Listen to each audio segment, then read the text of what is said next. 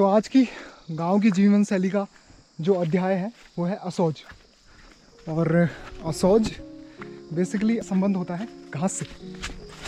वो घास जो कि ग्रामीण जीवन शैली में स्पेशली उत्तराखंड में बहुत योगदान निभाती है, जो घास के बारे में आज हम आपको बताएंगे। तो असौज स्टार्ट हो रखा है। असौज में जो कि पूरे साल भर की जो घास होती है उसको काट के समेट के उसका रखरखाव, उसका मेंटेनेंस करके उसको व्यवस्थित रूप से रखा जाता है, व्यवस्थित तौर पे रखा जाता है। और विंटर सीज़न में और पूरे विंटर में ये पशुओं का आहार बनता है। और पशुओं के लिए बहुत ही इम्पोर्टेंट होता है असौज, क्योंकि घास का जितना भी स्टोरेज होता है वो किया जाता है असौज में। तो आइए जानते हैं गाँव के जो असौज समेटते हैं। असौज समेटने का मतलब होता है कलेक्ट करना, मतलब घास को काट के कलेक्ट करना और उसके लूटे बनाना। कुमाऊनी में इसे असौज समेरना कहते हैं। और असौज समेरना दूसरे रूप से इसलिए भी महत्वपूर्ण माना जाता है और काफ़ी जटिल माना जाता है उत्तराखंड में बेसिकली, क्योंकि इस टाइम पे पूरे पहाड़ों में घास काटनी होती है, काफ़ी कॉम्प्लिकेशन होती है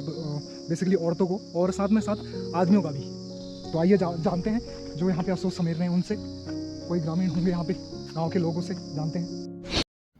आइए जानते हैं असौज का एक छोटा सा परिचय। हमारी देवभूमि जो कि है उत्तराखंड, हमेशा से कृषि प्रधान रही और देवभूमि उत्तराखंड की धड़कन है हमारे छोटे छोटे गांव, जिस कदर आज गांव पलायन से खाली हो चुके हैं, जिनका एक कारण मैं या मेरा परिवार स्वयं है। और जंगली जानवरों से खेती चौपट हो गई है। लेकिन अब ये जो लेकिन है, असौज की कहानी का बहुत बड़ा प्रबल दावेदार है। और कैसे दावेदार है?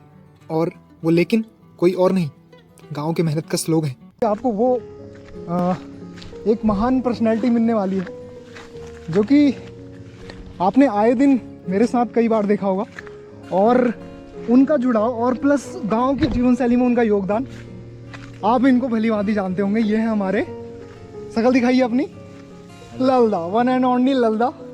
यहाँ पे बढ़िया करके पुओं का यहाँ पे स्ट्रक्चर बना रखा है। देखिए कितना व्यवस्थित तौर पे बना रखा है। गाँव की जीवन शैली दिखाना इसलिए भी महत्वपूर्ण माना जाता है कि आप जानेंगे कि गाँव के लोग कैसे सर्वाइव करते हैं। ललदा अभी क्या कर रहे हैं? ये जो ना, हाँ, मडुआ नौ छः का घर जान छो। अच्छा, मडुआ, जो मडुआ होता है, हाँ हाँ, इसको अलग अलग जगहों पे अलग अलग नाम से पुकारा जाता है। अच्छा। तो मडुआ नौछू और ये जा, इसको सिर्फ घर में इसलिए ले जाया जाता है, खेतों में इसको, खेतों में इसमें पेड़ों में इसलिए नहीं लगाया। जैसे ये वाली घास है, इसको गाजो बोलते हैं। अच्छा। इसको आप खेतों में भी, पेड़ों में इसकी लूट, यानी पहाड़ में जो लूट लूट डाल सकते हैं। ये मैं क्या हूँ, मडुआ नौ जो हूँ मीठ मीठ हूँ। अच्छा, तो बानर खा देनी, बानर बंदर इसको नुकसान पहुंचा देंगे तो फिर पशुओं के लिए कहाँ से आएगा। ओके, ये समस्या है इसमें। और इसको आप कहीं भी लगा सकते हो पेड़ों में, जैसे बहुत सी जगहों पे। ये देखो, हाँ हाँ, इधर देखो, जैसे कि ये है लूट, ये लूट है और ये लूट है। और बिटार कहते हैं। बिटार का मतलब है, बिटार अगर हम लोकल लैंग्वेज में बात करें, कुमाऊनी या गढ़वाली में क्या कहते हैं मुझे पता नहीं, हाँ, बटोरने। अच्छा, अगर घास काट के आप बटोरोगे, उसका एक फूला बांधोगे, यानी छोटा सा एक हाथ में आता है, इतने सी औसत है, उसको बांधने के बिटो यानी बटोरने को बिटार कहते हैं। अगर आप लोकल प्योर पुराने समय में जाओगे, बटोरना होता है। अच्छा, समेटने से जो ज्यादा है वो बटोरना होता है। तो बटोरने को अगर आप घास बटोर रहे हो काटने के बाद, तो उसको यहाँ का लोकल लैंग्वेज में उसका अगर कुमाऊनी अनुवाद करोगे तो उसको बिटार कहते हैं। अच्छा, ये देखिए, ये बिटार है। इसको आप एक उठा सकते हो, वो भी देखो। आइए अब इसको ले जाते हैं घर में।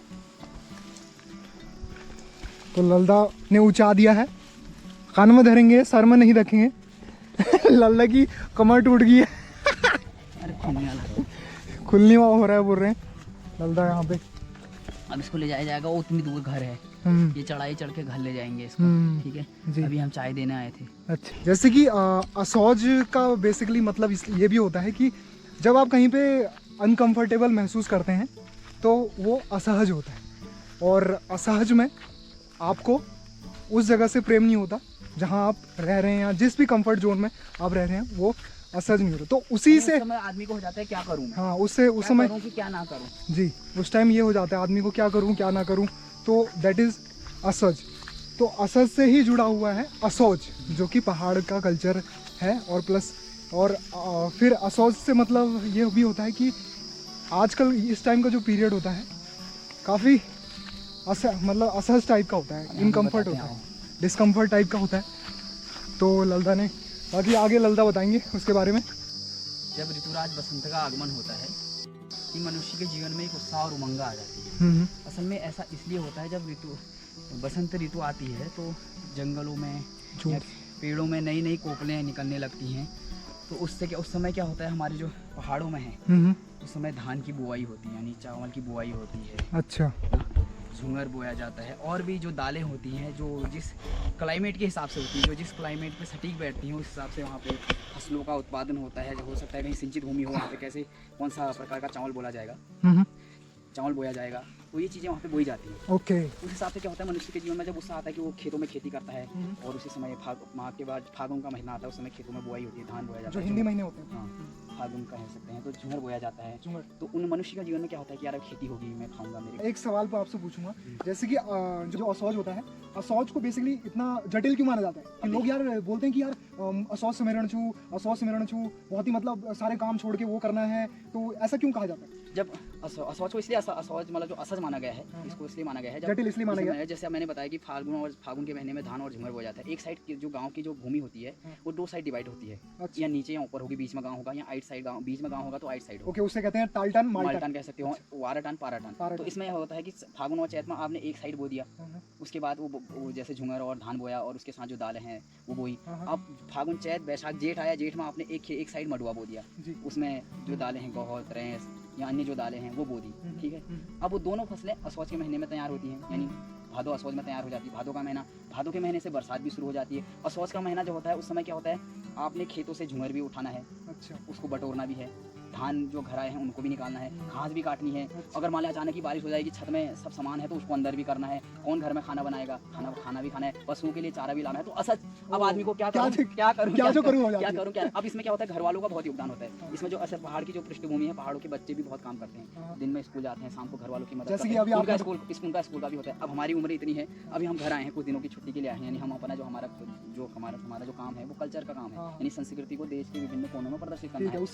दिवाली की वजह से 4 दिन मिले हैं। असल में इस बार ये हो गया है कि बारिश की वजह से कार्तिक के महीने तक फसल की कटाई हो रही है, यानी घास की कटाई हो रही है, नहीं तो असौज के महीने तक समेट लिया जाता था, बटोर लिया जाता था। अच्छा। अब क्या हो गया, इस बार बारिश हुई, हाल में ज़्यादा गलत टाइम पे बारिश हुई, पहले नहीं हुई। तो उसमें क्या हो गया, अब ये हम इसको ले जा रहे हैं घर वाले घास काट रहे हैं, मम्मी पापा घास काट रहे हैं। अब हम कल 2 दिन बाद कौन आएगा, हमें जाना पड़ेगा, फिर घर वालों की मदद कौन करेगा, वो असज में स्थिति, असज वाली स्थिति हो जाती है। एक काम करिए, इसका सॉल्यूशन मेरे पास है, आप शादी क्यों नहीं कर लेते? शादी करना कोई सॉल्यूशन नहीं है, शादी करना कोई सॉल्यूशन नहीं है। नहीं, अगर आपकी कोई किसी की मदद हो जाए, आपके वीडियो के माध्यम से कोई कहे कि हम घास काटने को तैयार है, तो हो सकता है ना, जो हमारे जो कुमाऊं के काम है उन कामों में घर वालों के जो मदद कर सके, ऐसा कोई व्यक्तित्व चलो अगर आपकी वीडियो से इंस्पायर होता है ना, तो ठीक है। तो ललदा की उम्र भी हो गई है और इनके लिए लड़की भी चाहिए। अगर कोई इच्छुक उम्मीदवार है तो जरूर ललदा से संपर्क करें या मेरे से संपर्क करें। अब थोड़ा सा स्पेसिफिकली असौज के बारे में बात कर लेते हैं। जैसा कि अभी थोड़ी देर पहले ललदा ने आपको बताया था कि आश्विन और कार्तिक माह जो कि हिंदी महीने हैं, इसके टाइम पीरियड को असौज कहते हैं। असौज में दलहनी फसलें जैसे कि रैस, राजमा, मांस, भट, गहत, मडुआ, झुंगर, धान जैसी फसल तैयार हो जाती है। और अब इसके साथ साथ खेत के किनारे या बंजर पड़े हुए एरिया में घास भी विकसित हो जाती है। और सबसे ज़्यादा दुख इसी घास को काटने में होता है। वो कैसे? वो ऐसे, अगर प्रकृति की थोड़ी सी भी संरचना बिगड़ी तो सारा काम खराब हो जाता है, जैसा कि इस बार हुआ था बेमौसम बरसात का होना। शैली से जुड़े रहना बहुत ही महत्वपूर्ण माना जाता है और सभी यहाँ पे मिलके बड़ा अच्छा योगदान निभाते हैं। और ऐसा भी है कि वीडियो बनाने में मत आया करो। और जैसे कि इनका कहना है कि वीडियो बनाने मत आया करो, घास काटने भी आया करो। तो अल्लाह का काटू, रुको। पहले इसको फिक्स करा जाता है कि मतलब लूटे कहाँ पर डालना है और उसके बाद घास पकड़ाते हैं एक एक करके, तो लूटा डाला जाता है। असौज हालांकि घास से संबंधित तो है ही है, लेकिन इसमें जो भूमिका या फिर कहें पार्टिसिपेशन वो रहता है बच्चे, बूढ़े और जवान सबका काम बटा होता है कि किसको क्या करना है, किसको क्या करना है। अब जैसा कि छोटे बच्चों को खाना देने या फिर चाय देने का काम दिया जाता है और बूढ़े लोगों को घर की देखभाली का काम दिया जाता है, जैसे कि आज हमारी अम्मा यहाँ पे है। और जवान खेत में रण करने जाते हैं, आई मीन टू से असौज समेरने जाते हैं। ये जो खाना है, खाना भी यहीं पे आया जाता है इनके लिए, जो यहाँ पे घास काटते हैं।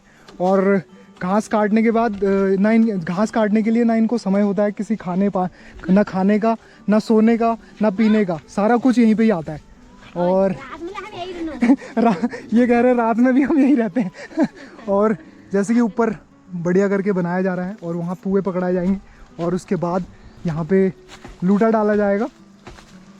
घास कटाई के बाद आती है इसको संरक्षण करने की बारी, जिससे कि एक शंकु के आकार का घास के पुओं के रूप में दिया जाता है, जिसका एक वैज्ञानिक आधार भी है, जिससे बारिश होने पर घास में पानी स्टोर नहीं होता है और घास सड़ती नहीं है, जिससे कि गांव के पशुओं से लोगों का जीवन बिना रुके चलता है। तो ये थी एक छोटी सी कहानी सफर चैनल के माध्यम से। देवभूमि का सदैव ही कण कण में महान है, और महान है वो अन्नदाता किसान या गांव के वो लोग जो शहरों में रह रहे लोगों को गांव के असौज से उपजे गहत, भट, भैंस, मडुआ आदि का स्वाद चखाते हैं। इस वीडियो को देखने के बाद एक बार उनको याद करना तो बनता है यार। यहाँ पे अभी पुओं को बांधते हुए पुए घास जो एकजुट करते हैं उसको पुआ कहते हैं। और ये ललदा माठू माठू अपनी चाल से अपनी घर की ओर जा रहे हैं, या छोटे छोटे हवाई चप्पलों से। अभी मन कर रहा है इससे हम हवाई यात्रा से जा रहे होते घर को। ये थी असौज की एक छोटी सी कहानी। आई थिंक आपको अच्छी लगी होगी। तो मिलते हैं किसी और सफ़र के साथ। तब तक साइनिंग ऑफ, पीस आउट।